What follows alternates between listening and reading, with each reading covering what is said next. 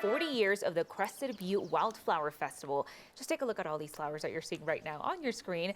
This event started as a volunteer celebration to show off beautiful flowers of the region, but it's grown into something that brings the community together. Basically, it's a 10-day festival to celebrate and advocate the incredible wildflowers that we have in Crested Butte. We have about 150 events. We have guided hikes, we have art events, photography, some Jeep tours, culinary events, and it's all to get people out in the wildflowers.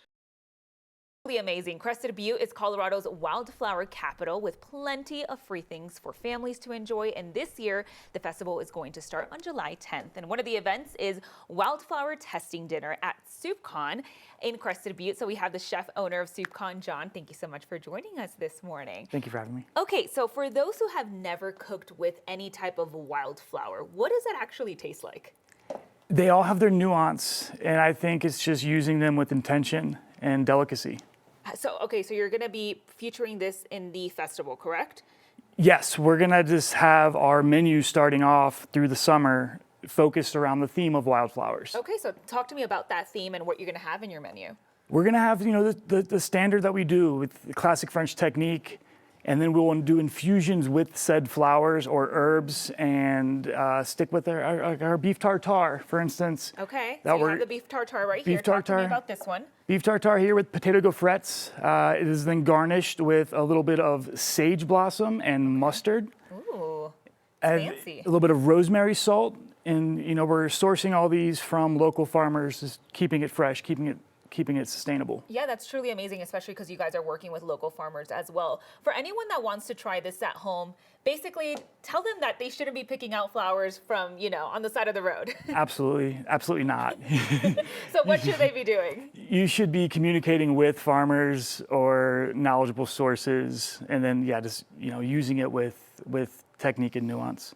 Can people make this at home once they contact a local farmer? Absolutely. Yeah? Any tips that you have for them?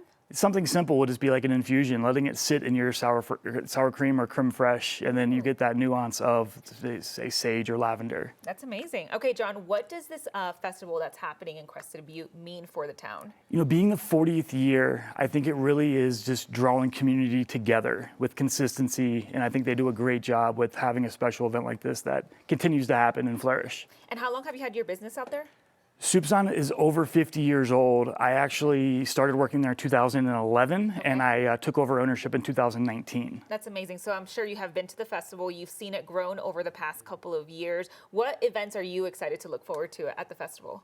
I think I'm excited for the members to come have the opportunity to come and experience the wildflowers in a different environment, as opposed to the ones that can't make it to the high elevations and source those. They can come in and see them in an artistic way on a plate in the comfort of Soupçon and Crested Butte, yeah. John, that's amazing. Okay, so you have the beef tartare right here. What are the other two dishes that you brought as well? This is Kaluga caviar on Bellini with tarragon-infused creme fraiche, garnished with a little bit of tarragon, and we have some, what is that? That is the arugula. The arugula, so tarragon and arugula. And then all the way down here, we have our strawberry gazpacho. The strawberries came from Abundant Life in Hotchkiss.